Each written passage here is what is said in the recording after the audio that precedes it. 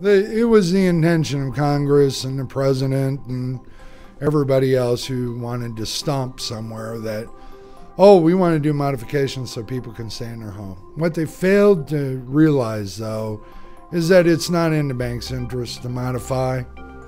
You're asking them to modify a loan, take less money at a lower interest rate, and they have no incentive to do so. They only are interested in foreclosing or getting all their money, one way or the other. And it doesn't matter how they obtain it. Now, modifications nationally, the last time I checked, which was 2 weeks ago, on average was running at 8% of the people that applied. That means that 8 people out of 100 who applied for a modification were notified by the bank that they would get a modification. Now, the problem is that within 6 months, out of those 8 or 9 people who were approved for a modification, 6 of those 8 or 9 were back in foreclosure because the modifications were either withdrawn by the bank or the lenders or disapproved or actually had worse terms than the original mortgage that got them in trouble. I actually had a client contact me and said, I got an offer for a modification. I only have to pay $1,500 a month. I checked his file. His mortgage was only $1,300 a month. And he goes, should I accept it? It's more than what you couldn't pay before. Why would you accept it? Well, that way they won't foreclose.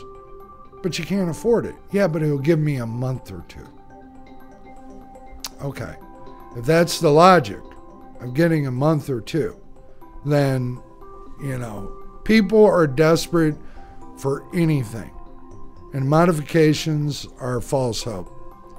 The process is aggravating, frustrating. It emotionally and financially drains the individuals. Congress had hearings, interestingly enough, at 11 o'clock at night that I watched, where the 4 main CEOs of the 64% of the mortgages are held by 4 banks. The CEOs from each of those banks were called to task before Congress.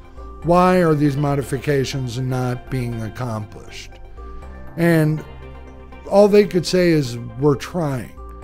Out of the millions of foreclosures that have occurred, only 50,000 modifications had been approved, and most of those were temporary. The problem is, people send in their paperwork, they're told that there isn't enough paperwork, or they didn't receive it, or they get 7 different individuals who are answering their questions and doesn't know who the other person was they talked to. During this time, the foreclosure process just continues to clog along. And so the people end up in worse off shape than they were originally when they got to the point of realization, we cannot afford to pay this mortgage.